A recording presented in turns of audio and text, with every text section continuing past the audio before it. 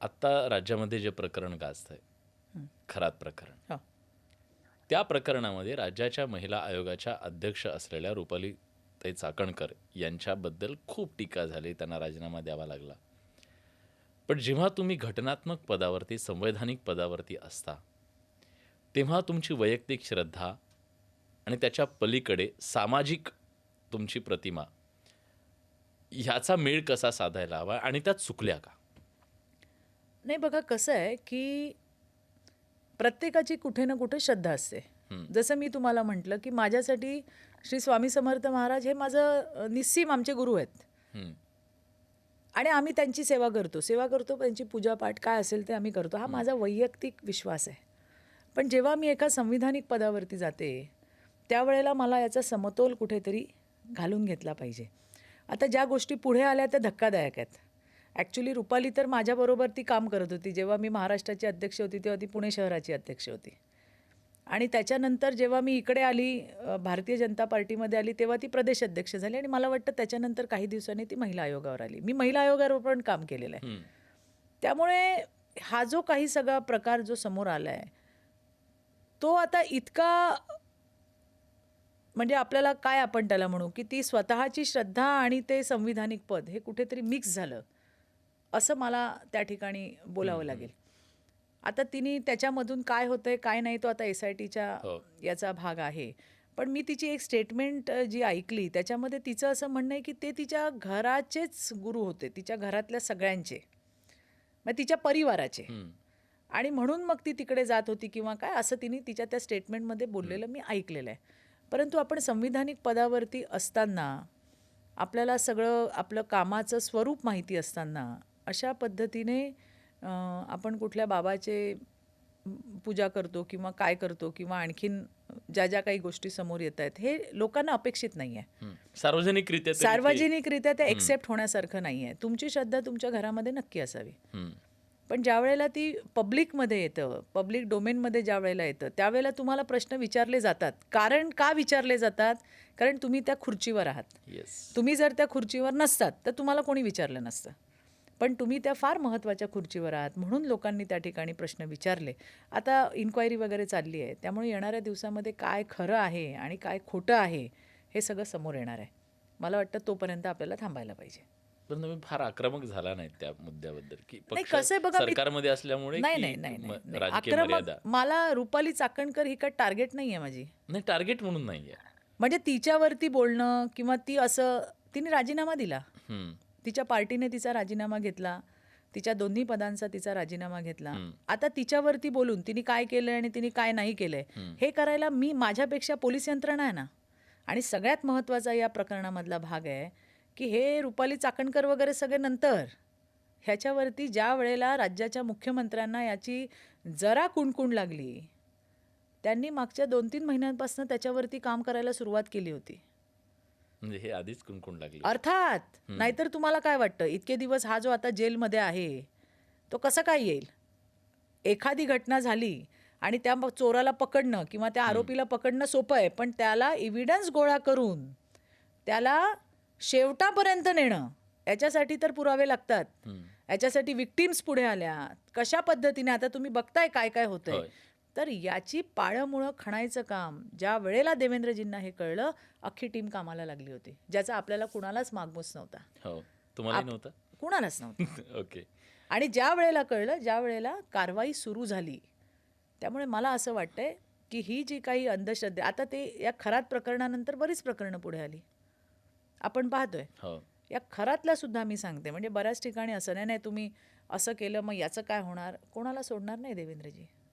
जे जे कोणी देवेंद्र फडणवीस या व्यक्तीला ओळखतं ते अगदी ठामपणे म्हणू शकतात की महिला मुलींच्या बाबतीमध्ये जर कोणी असेल, तो किती पण मोठा असू दे, या खरातमध्ये तर अजून बरीच खरात येणं बाकी आहे इन्फॉर्मेशनची.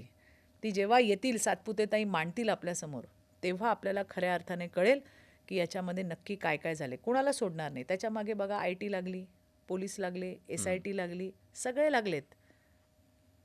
म्हणजे हे खरात प्रकरण पूर्णत्वाला नेईपर्यंत देवेंद्रजी अजिबात शांत बसणार नाहीत. आणि म्हणून मला असं वाटतं की आपल्या नेत्याने या राज्याच्या मुख्यमंत्र्याने या प्रकरणाची सुरुवात केली आहे. माझ्यासारखी कार्यकर्ता काय बोलणार? हो. आज एवढी तेजस्वी सातपुतेंसारखी अतिशय कर्तव्यक्षम कर्तबगार अशी IPS अधिकारी त्या ठिकाणी आहे. आणि त्या ठिकाणी आमच्याच सरकारने, आपल्या या राज्याच्या सरकारने स्वतः मुख्यमंत्र्यांनी इनिशिएटिव्ह घेतला आणि आज खरात सारखा हरामखोर जेरबंद झाला. पोलिसांना पण त्यांचं काम करू देऊयात ना. हो. इन्व्हेस्टिगेशन करू देऊयात. SIT तपास करेल, पोलीस तपास करतील. त्यामुळे ज्यांना ज्यांना कुणाला काय काय म्हणायचं आहे ते म्हणतायत, पोलीस त्यांचं काम करतात. आणि शेवटी मला पूर्ण विश्वास आहे की जी काही सत्यता असेल ते घेऊन डिपार्टमेंट आपल्या सगळ्यांना सांगेल. आणि म्हणून मी काही बोलले नाही. परंतु मी नक्की महिलांना आवाहन केलं की ज्या कोणी पीडिता असतील त्यांनी नक्की पुढे यावं. हे माझ्यासाठी गरजेचं होतं, ते मी नक्की केलेलं आहे. मला पॉडकास्टच्या या मुलाखतीच्या शेवटाकडे जाताना काही वैयक्तिक प्रश्न विचारायचे. जर तुम्ही राजकारणात आला नसतात तर काय बनला असतात? हां, पण तुम्हाला मी सांगते की मी ना फार लहानपणापासून इंडिपेंडंट आहे. हां. माझ्या आईवडिलांनी माझ्यावरती कधी तू हेच केलं पाहिजे, तू तेच केलं पाहिजे असं कधी माझ्यावरती प्रेशर केलं नाही. नशिबाने नवराही फार चांगला मिळाला, सासूबाई खूप धोरणी मिळाल्या. पण मी असं सांगते की मी लहानपणापासूनच ठरवलं होतं की मी जे काही होईन ते त्या क्षेत्रामध्ये बेस्टच होईन. त्यामुळे मी कुठल्याही क्षेत्रामध्ये असते माझ्या आवडीच्या, तर मी तिथे माझ्या कामाचा ठसा नक्की उमटवला असता. असं कुठलंही क्षेत्र मला चालणार होतं, कारण काम करण्याची तयारी होती. काहीतरी वेगळं करावं ही माझी भूमिका होती. म्हणजे मी सांगते की मी आधी कन्स्ट्रक्शन करत होते. कन्स्ट्रक्शनची कंपनी होती माझी. हो. आणि वर्ल्ड बँकेचे 6 प्रोजेक्ट मी पूर्ण केलेत. काय सांगताय? हो. तुमचं एज्युकेशन काय? मी सायन्सची स्टुडंट आहे. हां. पण हां. मी कन्स्ट्रक्शनचं काम केलं. 6 वर्ल्ड बँकेचे प्रोजेक्ट मी बनवलेले आहेत. चारकोपला आणि मालवणीला. बरं. हे 6 प्रोजेक्ट आजही चित्रा वाघने बनवलेले तिकडे आहेत. तर मी जर राजकारणात नसते तर कदाचित मी कन्स्ट्रक्शन्समध्ये कुठेतरी पुढे गेले असते. अशी एक गोष्ट जी असं होत नाही कधी, पण भूतकाळात जाऊन बदलता आली असते. आता हे वैयक्तिकच विचारताय म्हणून मी सांगतेय की मी तुम्हाला म्हटलं की फार प्रतिकूल परिस्थितीतून आम्ही वर आलोय. प्रचंड कष्ट घेतलेत, काम करायची तयारी होती. म्हणजे त्यावेळेला तर मी परळला राहायचे आणि मालवणीला आमच्या साईट्स चालायच्या. तर 134 नंबरची बस होती. 2 तास लागायचे पोचायला. पण मी तो बसने प्रवास करणं, मग नंतर मी गाडी घेतली. हळूहळू स्टेप बाय स्टेप जशी जशी कामं होत गेली तशी तशी परिस्थिती सुधारत गेली. आणि मग त्यावेळेला जे कष्ट करायचं, कारण मिस्टर माझे गव्हर्नमेंट सर्वंट होते, त्यामुळे माझ्यासोबत असं कोण नव्हतं. माझा आदित्य अगदीच लहान होता, माझ्याकडे कोणी मॅनपॉवर पण नव्हती. त्यामुळे सकाळी निघायचं आणि रात्री यायचं. इतकं सगळं मेहनतीने काम केलं. माझ्या सासूबाईंनी, माझ्या घरच्यांनी माझ्यावर विश्वास ठेवला. तर आता भूतकाळात जाऊन जर असं बघायचं की ते खडतर दिवस माझ्या सासूबाईंनी पाहिलेत, माझ्या वडिलांनी पाहिलेत. आज त्यांनी आजची चित्रा वाघ बघायला, दोघंही जर आज अस्तित्वात असते तर मला खूप आनंद झाला असता. कारण आपण काय म्हणतो की आपलं सुख आणि समाधान आपल्या पेरेंट्सपेक्षा जास्त आणखीन कोणी, कारण ते निर्मळ असतं, त्याच्यामध्ये काही भावना नसतं, काही अपेक्षा नसतात. तर त्याच्यासाठी म्हणजे मला जसं तुम्ही विचारलं की भूतकाळात गेल्यावर काय बदललेल असं तुम्हाला वाटलं, तर आज माझे वडील आणि माझ्या सासूबाई हे दोघंही माझे फार असे, त्यांच्याकडे बघून मी अगदी कणखरपणे उभी राहिली आहे. तर ते दोघंही आज जर असते ना तर मला वाटतं आयुष्यातलं सगळं सुख मला मिळालं असतं. क्या बात आहे. आज तुम्ही अनेकांचा आधार आहात, तुम्ही कणखर आहात, पण तुमचा बॅकबोन कोण? बघा, माझाच नाही, अख्ख्या कुठल्याही बाईला तुम्ही विचारा, बॅकबोन परिवार आहे. कारण मी किती कर्तबगार असेल आणि धाडसी असेल आणि अशी असेल आणि तशी असेल, घरून सपोर्ट नसेल ना तर आम्ही कोणीच काही नाही करू शकत.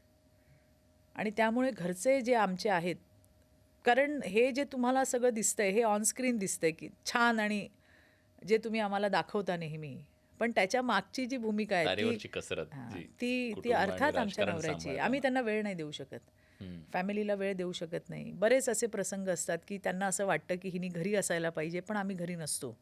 असे बरेच सॅक्रिफाईस जे आहेत ती मुलं करतात, पती करतो, घरातले इतर सदस्य करतात.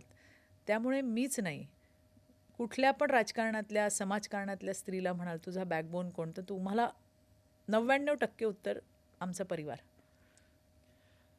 प्रत्येक यशस्वी पुरुषाच्या पाठीशी एक स्त्री असते. प्रत्येक यशस्वी स्त्रीच्या पाठीशी कोण असतं?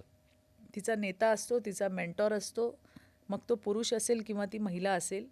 ते असे नेते असतात ज्यांचा आपल्या कॅपेबिलिटीवर विश्वास असतो. हम्म, आणि मला अभिमान आहे की राज्याच्या मुख्यमंत्री देवेंद्रजींनी माझ्यावर विश्वास ठेवला.